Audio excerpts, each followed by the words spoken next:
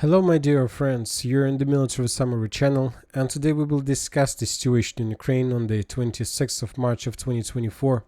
Today we have a lot of very interesting updates, so let's start. And before we start, I would like to give you my own opinion about the situation. I would say that the day, that's the 26th of March, was and still is a very weird and very interesting day. Today we got lots of updates, mainly, let's say the most important updates were related to the, let's say, some words that were said by Putin and the head of Russian Special Service FSB. So let's discuss those words and it will give us a better understanding of the situation.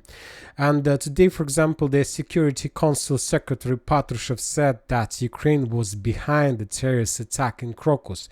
So that's when we're talking about any terrorist attack, there are few chains in this operation. The executors themselves and the executors were already captured by the Russians. There are side who can, let's say, or the customer, who is the main customer, who is the main forces who had the main interests of that operation and who paid money for that or something like this. And of course there was a part who was involved in the process of preparation, training process, and many other training processes like training, like intelligence, maybe some satellite data, and many other, let's say, chains of this operation. So according to the Security Council Secretary Patrushev, he said that not the Ukraine was responsible and was a part of every single chain of that attack, but very likely Ukraine was a small chain in this, a small piece of chain in this very big chain. So for now we have at least two chains that were already discovered by the Russians. The executors, they were captured, Ukraine itself, and according to information we have to understand, Ukraine was responsible for training process. Maybe they were also, let's say, responsible for fundings and transferring of the money. So we will see. Obviously, we will find out this very soon. And furthermore, the Russians are saying that today were lots of talks about the terrorist things and so on.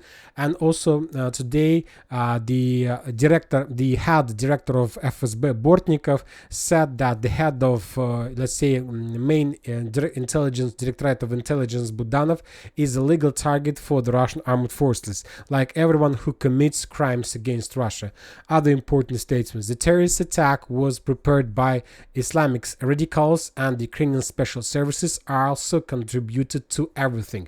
The terrorist threat in the Russian Federation remains. We believe Russia that SBU should be recognized as a terrorist organization. We previously received information about Kiev's involvement in the terrorist attack in the Moscow region.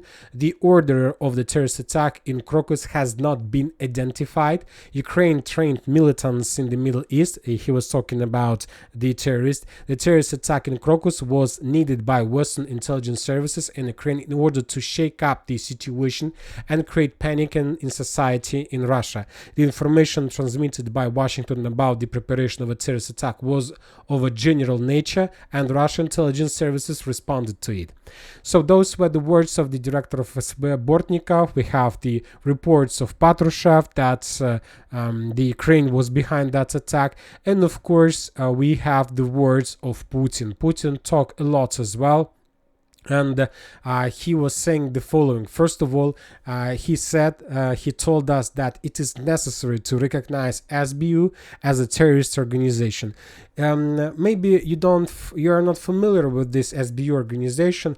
I'll remind you that SBU organization is one of the organizations who is a small piece of chain which is responsible for the deaths of Gonzalo Lira, because they were following him. They were exactly the side who, let's say, blamed him in all his victims that he didn't make and something like this. And of course we have additional, let's say, statements from Putin about that attack, that the terrorist attack was carried by radical Islamists, and many other things that probably you have already heard. Few interesting things about that situation is that the Russian armed forces firmly hold the operational initiative on the front. At the same time, in Ukraine, in attempts to support mobilization, they are creating an analog of the Hitler Youth, the organization that Germans start creation in the final stage of the Second World War, and different other things. And the most important, that SBU probably is going to be recognized as a terrorist organization. And SBU is the organization that yes, they was attacked by the Russian Zircon missile, and as a result of that attack, as we discussed, significant number of someone's lost their lives. And these are the statements from the Russian side, and you know that if you don't want another, let's say, wave of escalation, if you don't want more bad situation on the front line in Ukraine and the world, of course, the first thing you would do is somehow to slow down the Russians, to calm them down, to give them maybe some additional information, to provide them exact names of the executors and those who ordered that terrorist attack. And we see something like this from the side of the United States of America. For example, at the beginning of the terrorist attack, they were talking that United States of America has nothing to do with this. United States of America has no connection to that terrorist attack, neither the United Kingdom and Ukraine as well. And the United States of America were, let's say, I don't know, it was the most probably I can't even describe you those things, but United States of America was saying that Ukraine didn't take part in the preparation of that terrorist attack. And of course, we can understand the United States of America, because if that terrorist attack was conducted by the Ukrainians, so that means that the money that were sent by the Ukrainians to train those terrorists obviously were taken from the United States of America. And of course, if this information comes out, of course, we can say that Democrats from now on has maybe no chances for not just for the next president elections, but maybe for the next 100 years of any president elections, if anybody will find out that Democrats, let's say, fund the terrorists like ISIS or something like this. Now, but okay, we understand the position of the United States of America, but if you ask my opinion, I don't understand the position of Ukraine, because from their side, it's better to support their main investor, like United States of America, and to stick to the same line, to stick to the same rules, to the same words, and not to make the situation when you will say one thing and the United States of America from the other say completely different stories. And today, for example, we had a very interesting video about the head of SBU, about this guy, and I'll remind you that today Putin, he personally himself suggested the Russian authorities to recognize his organization, one of the biggest and one of the most powerful organizations in Ukraine, as a terrorist organization. And today this person, for example, gave an interview, maybe not today, but this interview was published today, and he was talking about the terrorist attack that Ukraine conducted during the previous phase of the special military operation. And according to him, his organization killed significant number of people all over the entire Russia, the bloggers, the military journalists, the different authorities, many either military, let's say, people and non-military people, and so on. And this was very weird. And from his speech, because his speech, of course, should be, let's say, accepted and confirmed by Zelensky before publishing this video. It's not, those wasn't his words. Those were the words that were confirmed by Zelensky. And that means that either the United States of America recognized, let's say by covered channels, that the Russians have 100% sure, let's say, evidence that Ukraine was involved in that conflict, and that the money the Ukrainians were using came from the United States of America. And so that's why the United States of America decided to change their tactics, and now they're trying to force Ukrainians to take the guilty on themselves. So saying that we did that, we didn't ask for any help from the Western countries. We were, let's say, we were the most, the interested side. We paid the money, our own money, or something like this. Maybe something like this is happening. I believe that soon we're going to understand and we're going to receive more details and updates about the situation. Furthermore, today we got also another very interesting update, and according to information we have, Zelensky fired Danilo from the post of Secretary of the National Security and Defense Council of Ukraine. He was a very powerful person in Ukraine. He hates Russia as nobody probably hate in Ukraine or something like this, and today he was dismissed. At the same day when the terrorist attack in Crocus, the same day when SBU was recognized as a terrorist organization, the same days when the Russians launched an attack Kyiv with Zircon missiles. So something is happening in Ukraine, something very big, and probably all these things is going to lead the situation to a bigger escalation. And when talking about bigger escalation, of course, we are talking about the greatest Russian offensive operation with the purpose to establish control over something big, not just over Donbass, Kramatorsk, Slaviansk, but one of these 4 towns we discussed in the previous video: Kharkiv, Zaporozhye, Odessa or Kiev. One of these towns, very likely, the Russians are planning to establish control over during the 2024. And Ukrainians from their side are trying to force the Russians to start their offensive operation in direction of Kharkiv, as we discussed in the previous video, for many reasons. First of all is that the city is completely without electricity, but when talking about offensive operation and when talking about offensive operation that Ukrainians are trying to make everything that to force the Russians to do, maybe there is electricity in the region, but the Ukrainians turn off electricity by themselves after the Russian strikes, just to create like opinion or create the picture that there is no electricity. To tell the truth, if you ask my opinion, I would not believe the situation that there is no electricity in Kharkiv. I would not believe that, but we need more time to understand, because in the past there were lots of cases when the Ukrainians were increasing the damage for a reason to show that the Russians managed to do significant damage. But from the other side, those were just a tactic from the Ukrainians to avoid strikes in the same area in the future. But according to, let's say, without speculations and so on, Kharkiv is out. According to official data, Kharkiv is completely shut down and cut off from the electricity. And the main reason of that is the Russian strikes against the Kharkiv power plant number 5. We have already discussed these videos in the previous, and destroyed the power plant in the area of the village by the name of Slobozhanska. This is another electric power plant that was destroyed. Anyway, regarding the reports and regarding possibilities of further Russian attacks, we can, let's say, tell for sure that the Russians do have possibility to fly above the city with drones, with the missiles, and they face no resistance from the Ukrainian side. And today we got some information about possible Russian directions of attack. And according to Ukrainian authorities, according to Ukrainian military experts and officers and so on who provide some information, the Russians are going to attack towards Kharkiv using 2 directions. The first one from Kozinka, Graivarun towards Bogodukhov.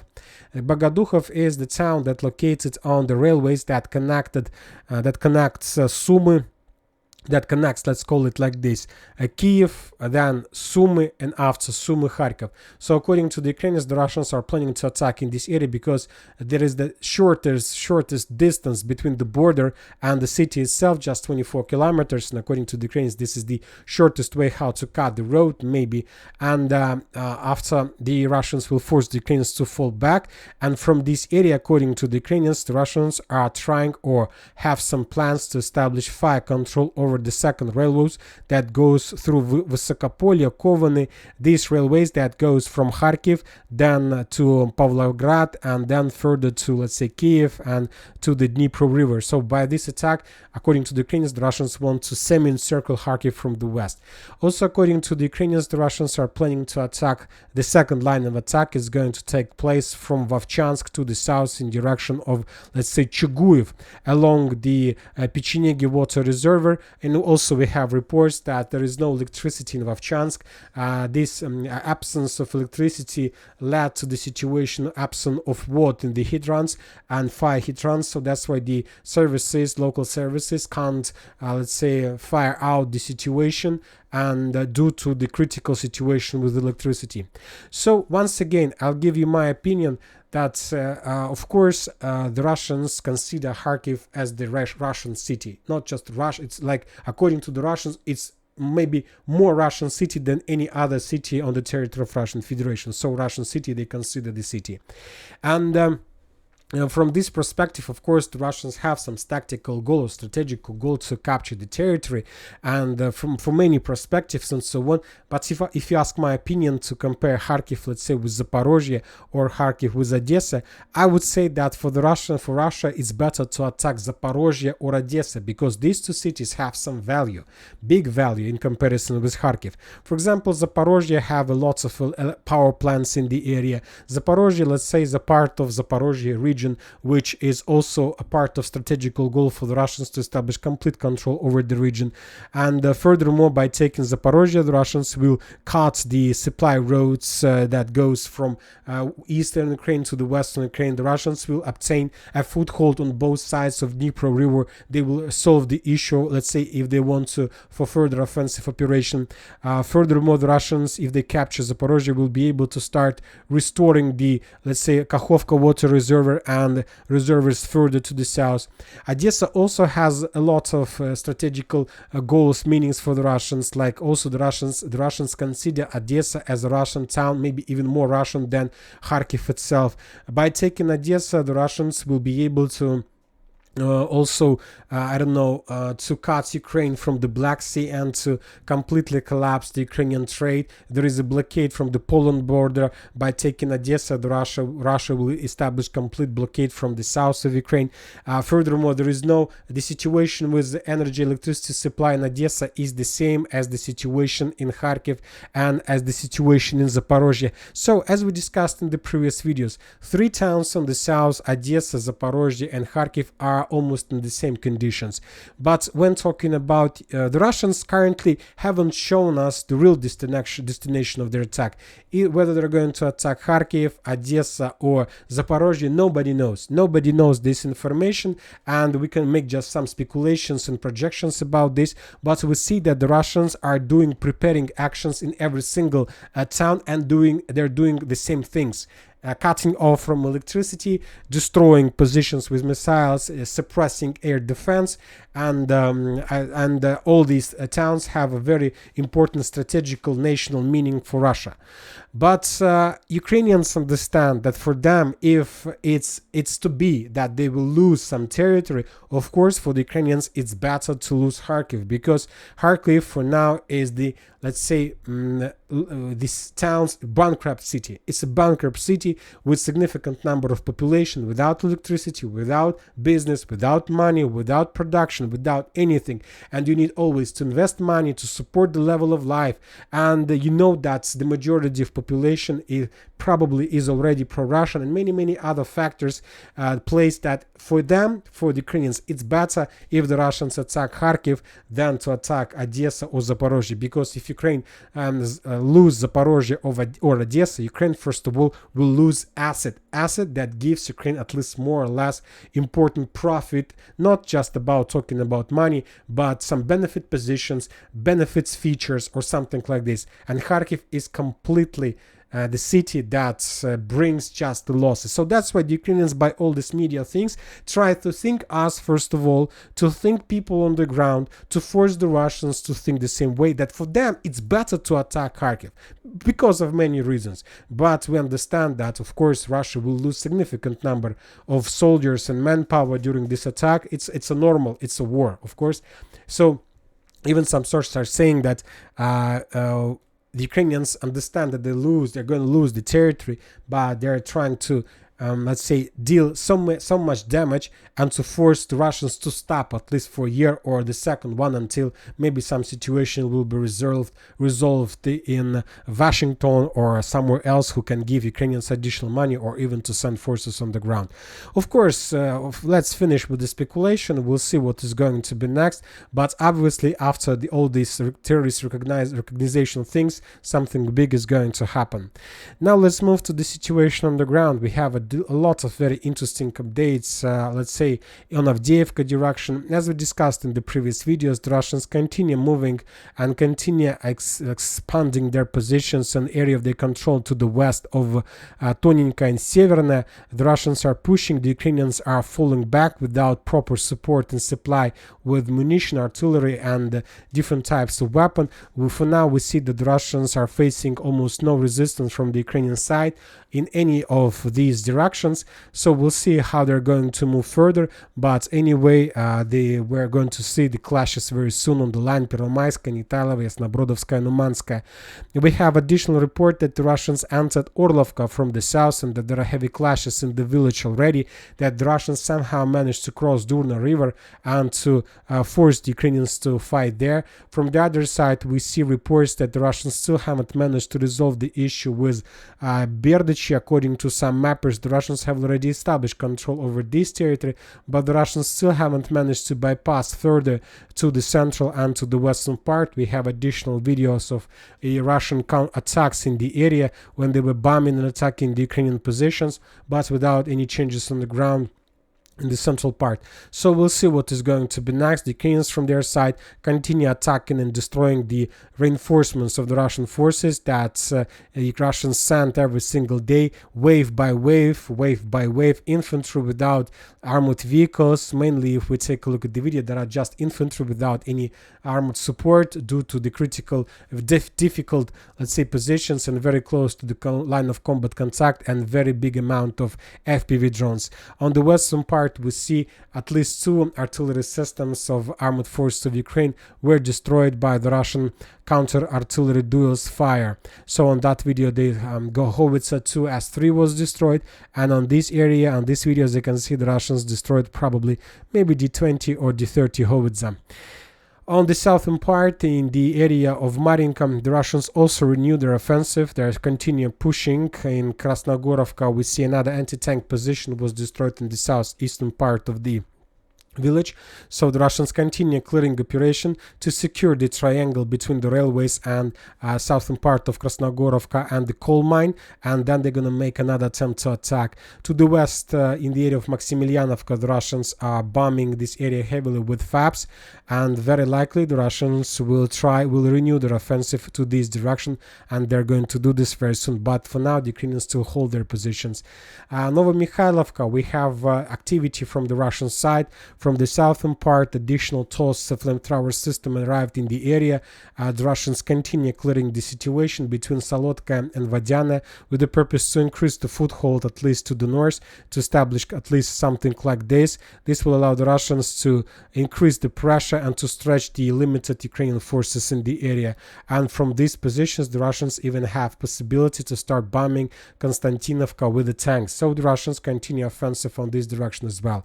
We have some certain FPV drone control over the main supply road between Novomikhailovka and Konstantinovka, so the battle in this area is coming to an end, and the only reason why the Russians still haven't finished the battle is that Ukrainians every day send additional reinforcements to the area, which for now is good for the Russians, because additional reinforcements to the same positions is very good for them, because they know where to shoot, where to attack, where to fire, and it will always bring them some results. Now we are moving back to Bakhmut-Artyomovskaya direction. We have reported that the Russians continue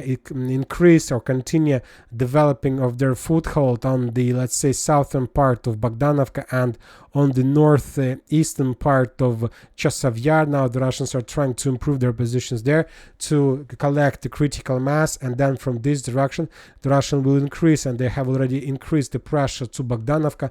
And according to information we have, the Ukrainians already decided to abandon some positions towards Kalinovka farms on the hill and to try to control the area from this line. There are few, let's say, troopers, some soldiers on the southern part, but it's like regular forces, and the forces just to slow down the Russians for some seconds and minutes until the main forces on the hill will be involved in the battle. And the Russians also are pushing toward Chasov itself, but there are Ukrainian powerful garrisons. So for now, just like FPV droning, FABs, and on this video we see another reinforcement that was sent from the central part of Chasov to the eastern that got ambushed by the Russian FPV drones, and having significant losses, the Ukrainians were forced to fall back. The Ukrainians for some period of time managed to stabilize the area on the west of Ivanovska, but the main reason because of Russian stopped their offensive. The Ukrainians in Ivanovska controls this part, this small forest part, and the forest to the southwest of the village. The Russians changed their focus to Klishevka.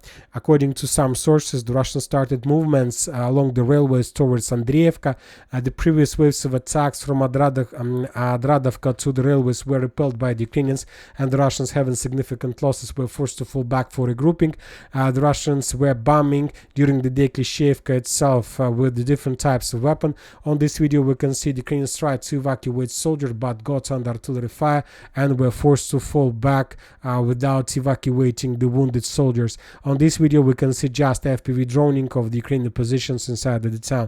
So the Russians are very serious about Klishchiivka, and we see that they're pressing and increasing the pressure. We see additional Russian, probably for the second week in a row, additional Russian pressure on Solidar direction. During the day, the Russians were bombing and attacking the main supply, fortifications and shelters towards Razdolovka. On this video, we can see artillery bombings. We can see the drone was correcting and coordinating the Russian artillerymen. And so this is probably another video in a row from the direction. From the beginning of March, we have lots of updates. We see the Russian concentration. We have no doubts that soon Razdolovka is going to fall, probably in April, maybe even by the end of the March. We have additional destroyed Ukrainian artillery positions with different types of Russian weapon. On this video, for example, we can see the Ukrainians were trying to hide another artillery system in the forest and to attack then the Russian positions from the hidden let's say area, but the Russians discovered, and as a result of Krasnopol strike, that system was destroyed as well. After a few days of clashes, few weeks of clashes in Bilogorovka, the Russians fall back completely, and now they're regrouping and thinking what to do next.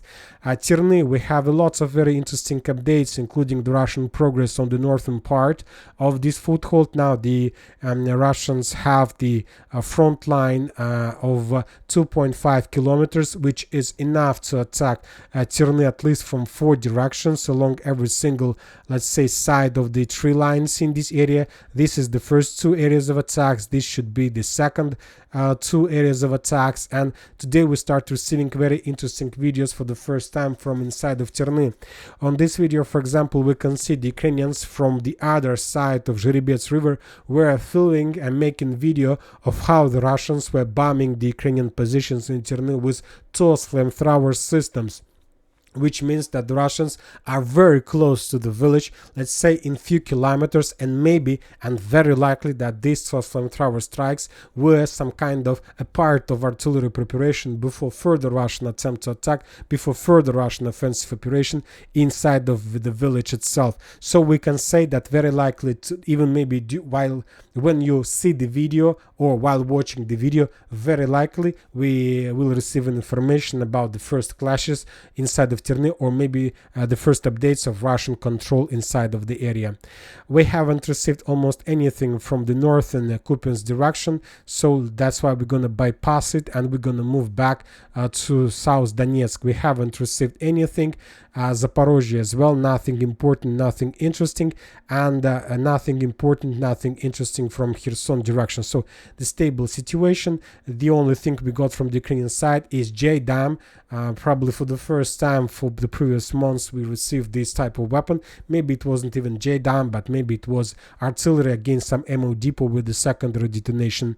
And today we got also another video, another photo of mobilization process. Another batch of Ukrainians was captured on the border with Moldova. I'll remind you that Moldova is the first country in the world who agreed to support Ukrainians and to send people back to Ukraine who try to save their lives. And so this, of course, it's for me, it's a it's a crime from Moldovan side, but it's the history which judge them, not me, not we.